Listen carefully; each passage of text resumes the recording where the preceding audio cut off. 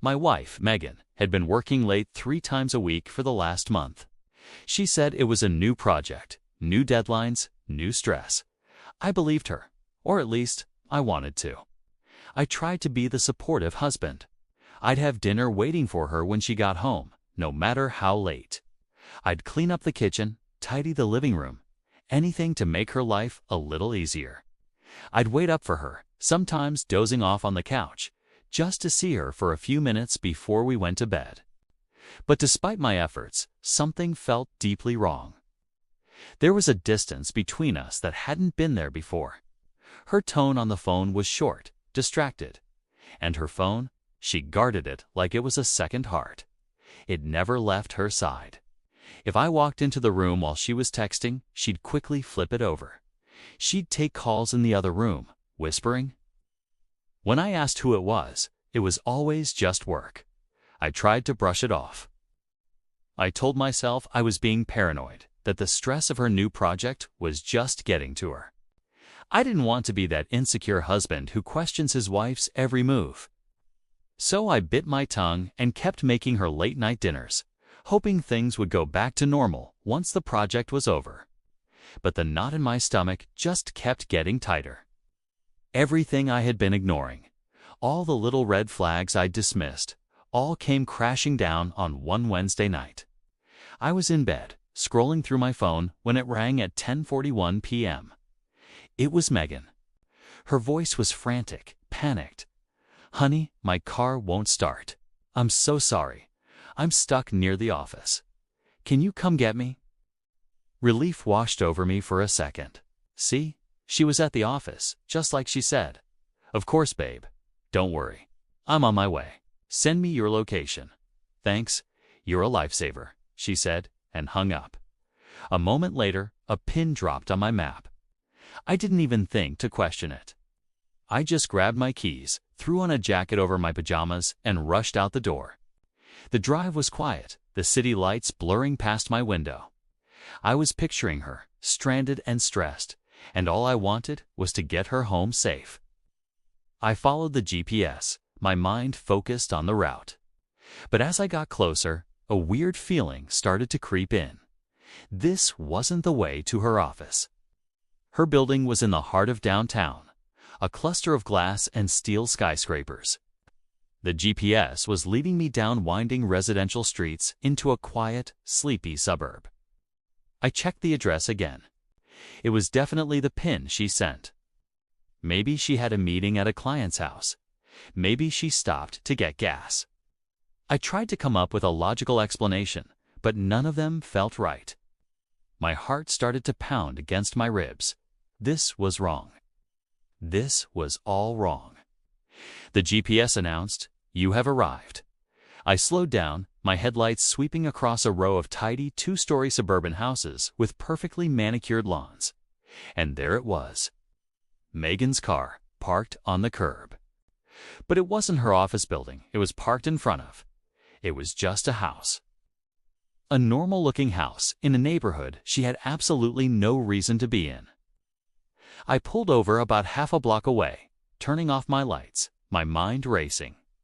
What was going on? Was she visiting a friend? Why wouldn't she have told me? And then the front door of the house opened. A sliver of warm yellow light spilled onto the porch, and a man walked out. He was tall, wearing jeans and a shirt that was only half-buttoned, like he'd thrown it on in a hurry. He ran a hand through his messy hair and walked straight toward Megan's car. My blood ran cold. I couldn't breathe. He leaned into her driver's side window, which was already rolled down.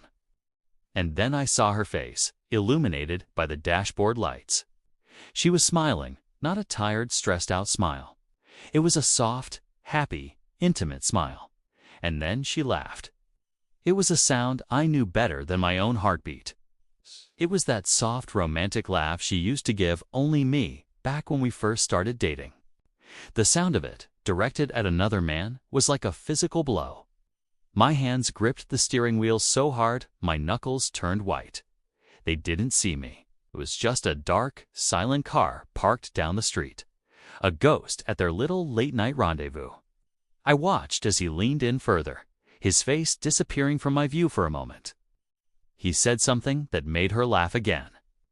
Then he stood up and he kissed her on the forehead. A gentle, lingering kiss. It was a gesture of such tenderness, such familiarity, that it made me sick to my stomach. He gave her a final smile, then turned and walked back into the house, closing the door behind him. For a few moments, Megan just sat in her car. I couldn't see her expression clearly, but I could imagine it. The lie was so clear now. Her car trouble wasn't car trouble. It was a cover story. A flimsy, pathetic excuse that had completely fallen apart right in front of my eyes. This was her new project. This was her new deadline. This was her new stress. It wasn't a spreadsheet or a client presentation. It was him.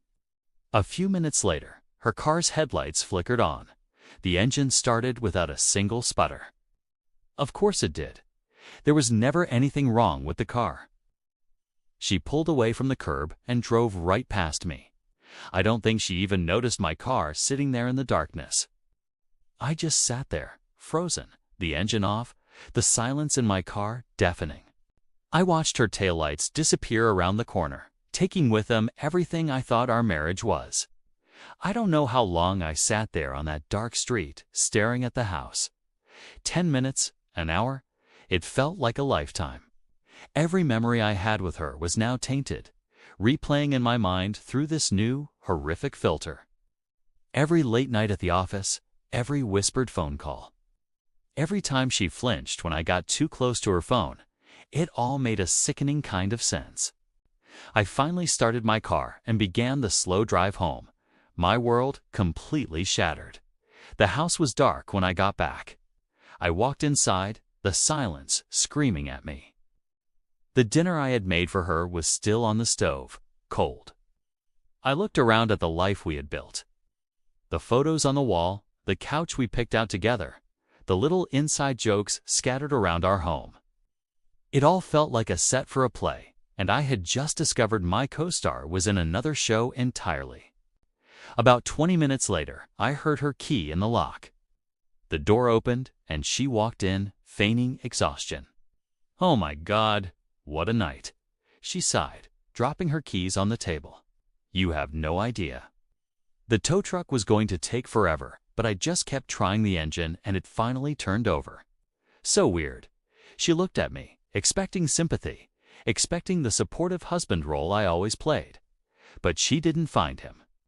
She just found me, standing in the middle of the living room, my face a mask of stone. She stopped, her fake smile faltering. "What's wrong? You look like you've seen a ghost." My voice was quiet, hollow, but it cut through the silence like a knife. It started right up. "Huh? That's lucky." She blinked, confused. "Yeah, I know, right?" I was so relieved. I really didn't want to. I didn't let her finish her lie. "Because it must have been awkward to have your car towed from a suburban neighborhood you have no business being in, right in front of your lover's house." The color drained from her face. She looked like I had physically struck her. Her mouth opened, but no words came out. The air was thick with her unsaid lies and my unspoken pain. "I was there, Megan," I said, my voice finally cracking. "I saw you. I saw him. I saw the kiss, the laugh, everything." She sank onto the couch, her carefully constructed world crumbling around her. There was no denial, no excuse left. There was just the ugly truth hanging between us in the ruins of our home.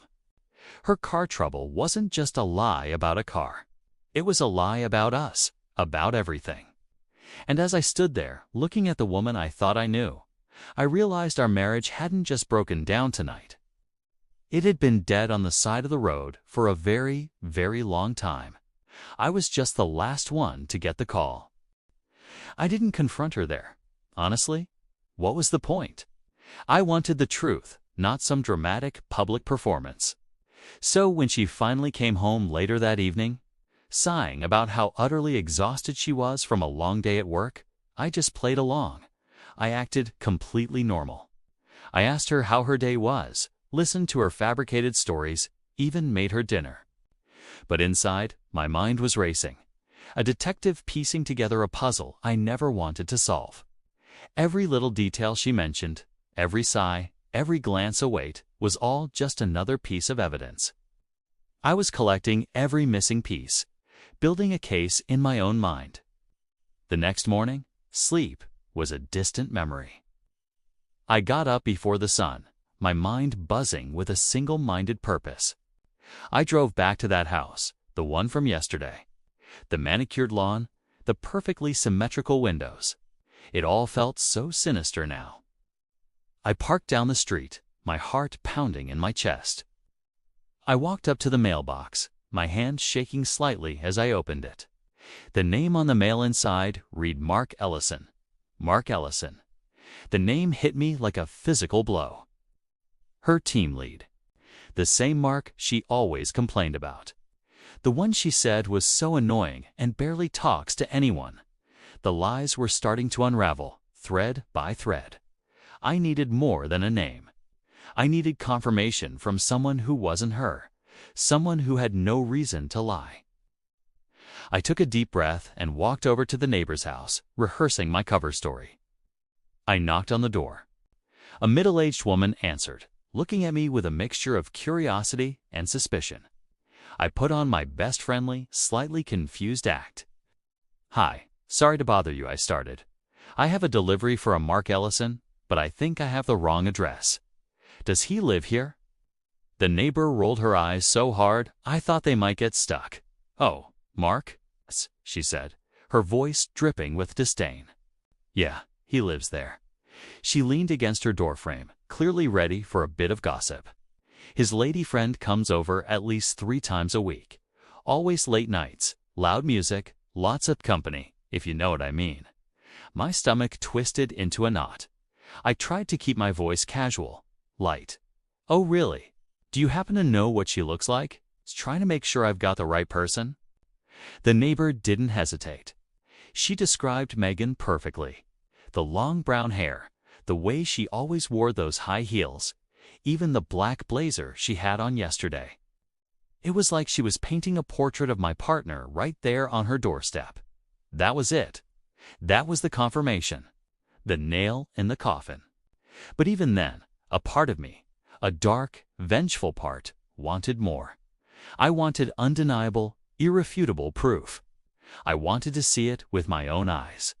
So that night, after Megan was fast asleep, snoring softly next to me as if she didn't have a care in the world, I slipped out of bed. I crept out to the garage. My target was her car. She had this dash cam, one I'd installed years ago for safety. She never remembered it was there, never thought to check it or turn it off. It was my secret weapon. I quietly opened the car door, the interior light feeling like a spotlight.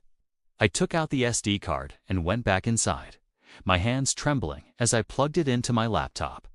I opened the footage, and there it was, yesterday's recordings.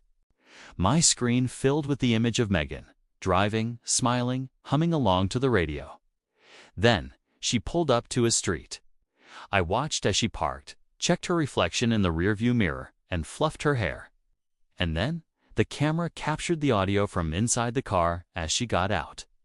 I saw Mark Ellison step out of his front door, and there she was, laughing with him. A genuine, happy laugh I hadn't heard in months. I watched her take his hand. I watched her adjust her dress just before knocking on his door. But the worst part, the part that shattered the last remaining fragment of my heart, was what the microphone picked up. Her voice, clear as day. "He'll never find out," she said to Mark, a smug little smile on her face. "He trusts me too much." Those words. Those 7 words echoed in the silent room, replaying in my head over and over again. He trusts me too much.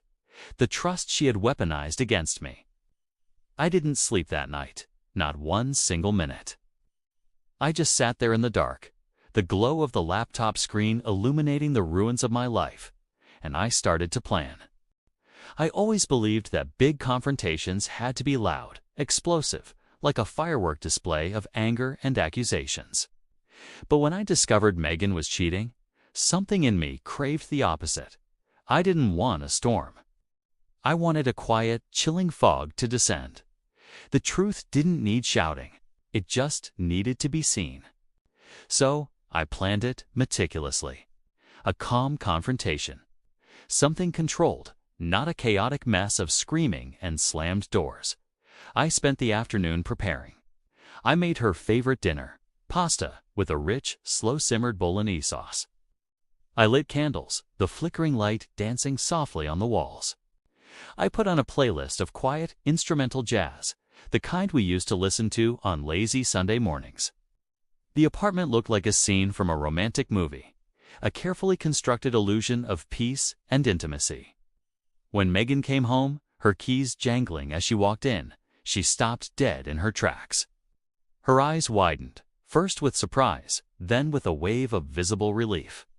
Maybe she thought I was trying to reconnect, to fix the growing distance between us without her having to confess. "Ah, you didn't have to do all this," she said, a soft, almost hopeful smile on her face as she hung up her coat. I smiled back, a genuine smile, but one with a razor's edge she couldn't see. "I wanted tonight to be special," I replied. "A night we'll never forget." We sat down, and for a while, it felt almost normal. We talked about her day at work, about a funny email she'd received. I asked questions, listened intently, and topped up her wine glass. The charade was almost perfect.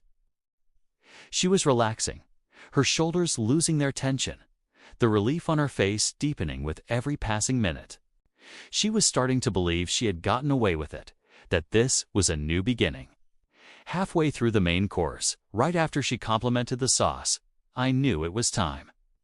I picked up my tablet from the chair beside me, unlocked it, and without a word, slid it across the smooth, polished wood of the table. It stopped right in front of her plate. On the screen was the footage. Crystal clear, high-definition dashcam video. The timestamp in the corner glowed ominously. It showed her leaning into Mark's car in his driveway, their faces close. Then, the kiss.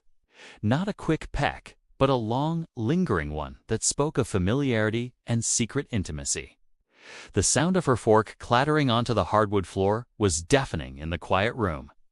Her face, which had been so relaxed just moments before, was now a mask of pure, unadulterated shock. The blood drained from her cheeks, leaving her pale under the candlelight. I can explain," she stammered, her voice a thin, reedy whisper. I looked at her, my own voice soft, almost gentle. "You don't have to. You already did," I said, my gaze steady. And my car recorded it. She broke down instantly. The tears weren't slow. They were a sudden, violent dam break. Sobs racked her body. It just happened once, she choked out between gasps.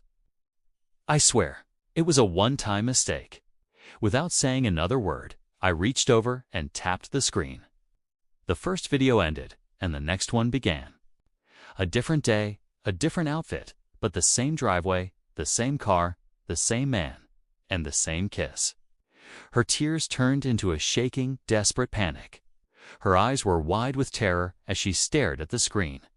I clicked again, a third video.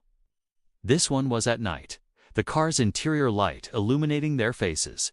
She was laughing before she leaned in, 3 times.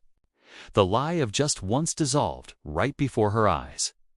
And my marriage was falling apart, she cried, her words tumbling out in a frantic, jumbled mess. I felt so invisible. You were always so distant, ... He was just there. He listened. I held up a hand, and she fell silent. I interrupted her, not with anger, but with a quiet, devastating clarity. "You didn't cheat because you were lonely, Megan. You cheated because it was easier than being honest. It was easier than talking to me, easier than trying to fix what you felt was broken. You chose the easy way out." The truth of it hit her harder than any shout ever could. She cried harder, her head in her hands, her shoulders heaving. The jazz music played on, a bizarre, surreal soundtrack to the complete and utter implosion of our life together. Slowly, I stood up. I picked up my plate, still half full, and carried it to the kitchen sink. I scraped the bolognese into the trash, the sound echoing the finality of the moment. Then I turned back to her, still crumpled in her chair at the beautifully set, tragically ironic dinner table. "Your car may have broken down that first night you were late," I said, my voice even. "But our marriage didn't. You broke it." I walked back to the table and placed a manila envelope next to the flickering candles. "The divorce papers?" She didn't look up, but I knew she saw it. Then I walked out of the dining room, down the hall, and into our bedroom. I packed a small bag. She didn't follow me. She didn't call my name. She didn't try to stop me. In that deafening silence, we both knew it was over. That night, for the first time in months, I slept without the suffocating weight of anxiety strangling me in my sleep. It wasn't happiness, not yet. It was a painful peace. The kind of peace that comes after a devastating storm has passed, leaving destruction in its wake, but also clearing the air. It was a brutal, quiet, and necessary ending. And in its own strange way, it was a new beginning. Thank you for listening to my story. If you've been through something similar, know that you're not alone, and that peace, even if it feels distant, is possible. Don't forget to subscribe for more stories. Thanks for watching.